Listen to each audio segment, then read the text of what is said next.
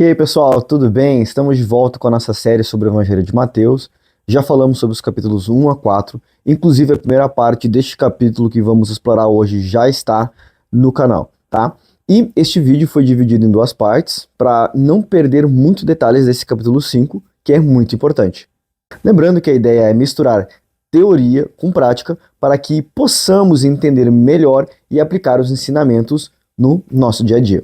Se você perdeu os vídeos anteriores, dê uma olhada para entender o contexto completo. Eles ajudam a preparar o caminho para que nós estamos estudando.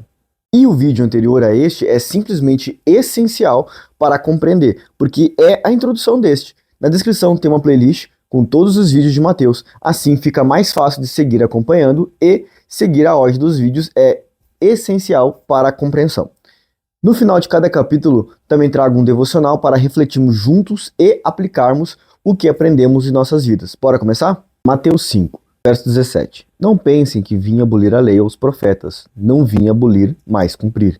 Digo-lhes a verdade. Enquanto existirem os céus e a terra, de forma alguma desaparecerá a lei e a menor letra ou o menor traço, até que se cumpra todo aquele que desobedecer a um desses mandamentos, ainda que dos menores, e ensinar a outros a fazerem do mesmo, será chamado menor no reino dos céus. Mas todo aquele que praticar esses ensinamentos será chamado grande no reino dos céus. Pois eu lhes digo que se a justiça de vocês não for muito superior à dos fariseus e mestres da lei, de modo nenhum entrarão no reino dos céus. Jesus deixou bem claro que ele não veio acabar com a lei, mas cumpri-la, o que ela dizia. Alguns poderiam até achar que as palavras eram revolucionárias, mas ele explicou que não estava ali para destruir os ensinamentos da lei ou do profeta, e sim trazer um entendimento mais profundo do que Deus queria com essas regras. Ele mostrou que não basta só seguir as regras por fora, como faziam os fariseus e escribas, mas que era preciso uma justiça interior de transformação no coração e nas atitudes. Jesus também falou que nem a menor detalhe da lei, nem mesmo uma letrinha ia ser deixado de lado, até que tudo fosse cumprido. Ele usou um exemplo da letra Iod, a menor letra do alfabeto hebraico, para mostrar que nada na palavra de Deus é sem importância. Os rabinos já contavam histórias que reforçavam essa ideia, mostrando que toda a lei já tinha um significado especial. Só que Jesus foi além da lei de Moisés. Ele não só cumpriu a lei, mas deu um novo aprofundamento a ela. A justiça que ele exige é muito mais profunda do que aquela que os escribas e fariseus se propunham a fazer, que eles só se preocupavam em cumprir os mínimos detalhes e rituais. Jesus disse que era mais importante não são apenas as ações, mas as intenções do coração. Ele ensinou que devemos cuidar tanto das nossas atitudes quanto dos nossos pensamentos. Ou seja, a lei de Jesus é mais profunda e exige muito mais do que a lei de Moisés. Ele não está dizendo aqui para ignorar as regras, mas sim que a verdadeira justiça vem de dentro para fora e vai muito além de apenas fazer as coisas certas. Verso 21. Vocês ouviram o que foi dito aos seus antepassados: não matarás, e quem matar será sujeito a julgamento. Mas eu lhes digo que qualquer que se irar contra seu irmão estará sujeito a julgamento. Também qualquer que disser a seu irmão, racá, será levado ao tribunal, e qualquer um que se disser louco corre o risco de ir para o fogo do inferno. Portanto, se você estiver apresentando a sua oferta diante do altar e ali se lembrar de que seu irmão tem algo contra você, deixe a sua oferta ali diante do altar e vá reconciliar-se com seu irmão. Depois volte e apresente a sua oferta. Entre em acordo depressa com seu adversário que pretende levá-lo ao tribunal. Faça isso enquanto ainda estiver com ele a caminho, pois, caso contrário, ele poderá entregá-lo ao juiz e o juiz ao guarda. E se você, eu lhe garanto que você não sairá de lá enquanto não pagar um centavo. Jesus falou sobre a ira, fez algo que os rabinos costumavam fazer. Ele citava a lei que todos já conheciam e depois explicava o seu significado mais profundo. Ele dizia: vocês ouviram o que foi dito, se referindo aos mandamentos antigos, e depois completava com mas eu lhes digo, mostrando que seu entendimento era ainda mais profundo. Ele não está anulando a letra de Moisés, mas está dando um significado mais profundo para ela. Enquanto a lei de Moisés dizia não matarás, Jesus foi além e afirmou que até o ato de irar-se contra alguém e insultar já é comparável a cometer homicídio. Ou seja, a justiça que Jesus propõe não se limita às ações, mas abrange também os pensamentos e as intenções do coração. Jesus usou a palavra racá, que era um insulto naquela época, como chamar alguém de cabeça vazia ou tolo, e disse que até esse tipo de atitude seria julgada com severidade. Ele fez questão de deixar claro que a raiva e os insultos também violam o espírito da lei de Moisés. Segundo ele, não basta apenas não matar. Se você alimentar a ira no seu coração, isso já é um problema sério, como se tivesse cometido um assassinato em sua alma. Para Jesus, o pecado começa muito antes da ação em si. A sua lei é mais profunda da que de Moisés. E isso nós vamos repetir várias vezes. Além disso, ele ensinou que a reconciliação entre as pessoas é fundamental. Se você estiver brigando com alguém e precisa resolver essa situação antes mesmo de ir adorar a Deus. Por quê? Porque Deus não aceita uma oferta ou uma oração com o coração cheio de raiva e ressentimento. Para ele, é mais importante consertar as relações com outras pessoas do que fazer sacrifícios ou atos externos de adoração. Em resumo, Jesus nos ensinou que a verdadeira justiça vai além de simplesmente cumprir regras. Ela exige uma transformação interior de um coração puro e reconciliado com outros. A lei de Jesus é muito mais profunda do que a lei de Moisés, porque não se trata apenas de evitar o mal, mas de viver com o coração cheio de amor e paz. Verso 27. Vocês ouviram o que foi dito, não adulterarás, mas eu lhes digo, qualquer que olhar para uma mulher para desejá-la, já cometeu adultério com ela em seu coração. Se o olho direito o fizer pecar, arranque-o e lance-o fora. É melhor perder uma parte do corpo do que todo ele é lançado ao fogo. Se a sua mão direita o fizer pecar, corte-a e lance-a fora. É melhor perder a parte do seu corpo do que ir todo ele para o inferno. Jesus aborda o adultério de uma forma mais profunda. Citando o sétimo mandamento, não adulterarás, ele explica que os olhos de Deus e a intenção de pecar é tão grave quanto o ato em si. Ou seja, não se trata apenas de evitar a ação, mas também de controlar os desejos e pensamentos errados que constituem o pecado. Jesus alerta sobre a seriedade da luxúria ao afirmar que, se o olho ou mão fizer pecar, fizer tropeçar, é melhor removê-los do que ser condenado ao inferno. Embora essa passagem seja frequentemente mal interpretada como um incentivo à mutilação física, Jesus usa a metáfora forte para enfatizar que é preferível cortar qualquer coisa que seja física do que simplesmente manter o pecado. É melhor, inclusive, cortar uma relação, cortar um hábito, cortar qualquer coisa que tenha na minha vida, do que fazer com que eu perca essa salvação. Ele também adverte que a cobiça mencionada no 10º mandamento deve ser controlado no coração. Para Jesus, é fundamental que seus ouvintes internalizem os mandamentos de Moisés, entendendo que o pecado começa no desejo. Ao falar de arrancar os olhos ou cortar a mão, Jesus utiliza imagens que os ouvintes judeus da época compreendiam, ligadas às punições corporal e ao conceito de que a ressurreição restauraria os membros mutilados. Ele reforça que o pecado, como tropeçar, precisa ser evitado a todo custo, pois a consequência espiritual é muito mais severa do que simplesmente qualquer perda física. 31. Foi dito: aquele que se divorciar de sua mulher deverá dar-lhe certidão de divórcio. Mas eu lhes digo que todo aquele que se divorciar da sua mulher, exceto por imoralidade sexual, faz que ela se torne adúltera. E quem se casar com a mulher divorciada estará cometendo adultério. Jesus aborda o recasamento e o divórcio de forma mais rígida do que as leis judaicas da época. Na tradição judaica, o adultério era considerado quando envolvia uma mulher casada, independentemente da situação do homem. É por isso que Mateus foca na mulher divorciada.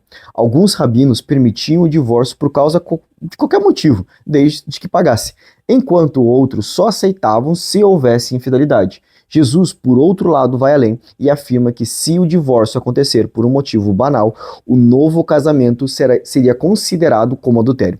Isso até pode parecer uma hipérbole, mas é uma maneira forte de demonstrar que o divórcio só deve ocorrer em casos onde o casamento foi quebrado por traição. Embora a lei permitisse o divórcio, Jesus via que essa prática muitas vezes era uma forma legalizada de adultério. Ele adotou uma postura mais firme, protegendo a intenção original do casamento como a uma união permanente e criticando o uso trivial do divórcio. Verso 33.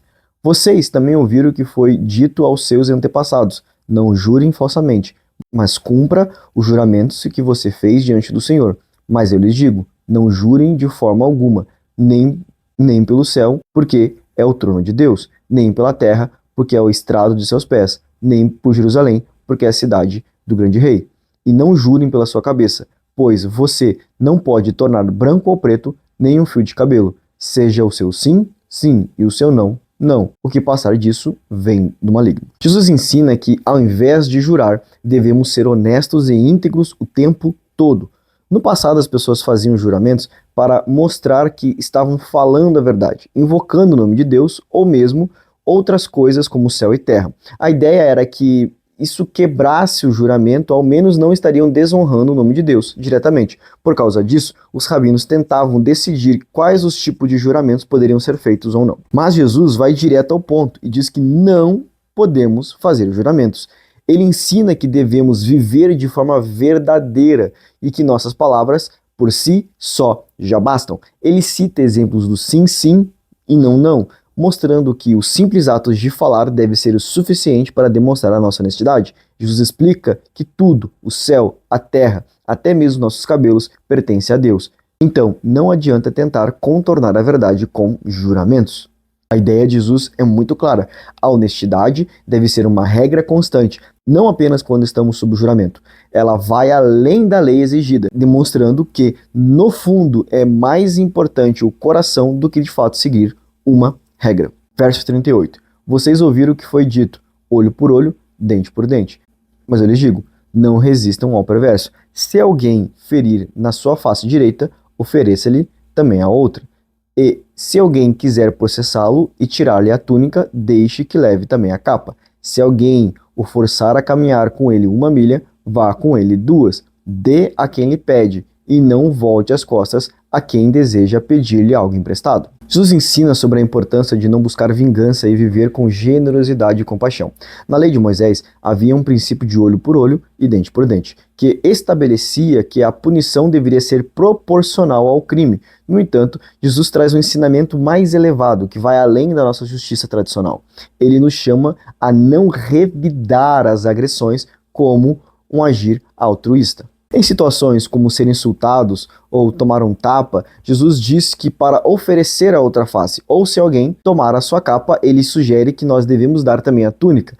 Essa mensagem central é que nos nossos relacionamentos devemos sempre ter paz é mais importante do que as posses e do que o desejo de vingança. Jesus também menciona que se for forçado a caminhar 1 milha, devemos caminhar 2 milhas, mostrando esse serviço em amor até mesmo ao opressor. Ele nos ensina ao dar o que pedem e a emprestar sem esperar nada em troca. No entanto, essa generosidade não deve ser cega. Se, por exemplo, alguém pedir dinheiro para a comida, mas acabar usando algo prejudicial, como embriagar-se, isso não deve ser uma ajuda verdadeira. A lição que Jesus diz é clara. Ele quer que tenhamos um espírito generoso e compassível, mas também que usemos com sabedoria. O Sermão do Monte nos ensina a agir de acordo com os princípios de amor e integridade, e não apenas a seguir regras rígidas. Em vez de focar na retaliação ou justiça pessoal, ele nos convida a viver de uma forma altruísta, sempre com o bem do próximo em mente. Verso 43. Vocês ouviram o que foi dito, ame o próximo e odeie seu inimigo. Mas eu lhes digo, amem o seu inimigo e orem por aqueles que perseguem, para que vocês venham a ser filhos de seu Pai que está no céu. Porque ele faz raiar o sol sobre os maus e bons, derrama chuva sobre os justos e injustos. Se vocês amarem aqueles que os amam, que recompensa receberão? Até os publicanos fazem isso. E se vocês saudarem apenas os seus irmãos, que estarão fazendo demais? Até os pagãos fazem isso. Portanto, sejam perfeitos como perfeito é o Pai Celestial de vocês. Jesus ensinou que, para a maioria das pessoas parecia revolucionário. Além de amar nossos amigos, devemos também amar nossos inimigos. E isso é algo que não é natural para nós, porque amar quem nos ama é fácil, agora amar os inimigos é quase impossível. Da mesma forma, na época, os judeus acreditavam que deviam amar o próximo, mas alguns mestres interpretam isso como amar apenas quem fazia parte do nosso povo, país ou religião, pessoas próximas mesmo, amigos, parentes. Mas Jesus diz que nós devemos amar até quem nos odeia. Essa segunda parte jamais foi ensinada por outros, apenas Jesus trouxe este aprofundamento. O amor a seus inimigos é algo sobrenatural, porque é difícil amar quem nos ama, mas amar quem nos odeia é outro nível. Jesus explica que quando fazemos isso, mostramos que somos filhos de Deus, porque Ele é bondoso para com todos, tanto quanto bons quanto maus, enviando sol e chuva para todos. Se nós tratamos bem aqueles que nos tratam bem, não estamos fazendo nada de especial. Até os cobradores de impostos, que eram mal vistos e odiados pelo povo, faziam isso. No final desse ensino, Jesus diz algo que pode soar impossível: sejam perfeitos como o Pai Celestial é perfeito. Mas aqui, a perfeição não significa nunca errar. Jesus está falando sobre uma perfeição no amor. É um amor que inclui todos, até aqueles que nos machucam. Essa perfeição é o alvo da vida cristã. É o que nos faz verdadeiramente seguidores de Deus. Mesmo que, como seres humanos, nunca alcançamos essa perfeição completa, devemos sempre nos esforçar e crescer neste amor.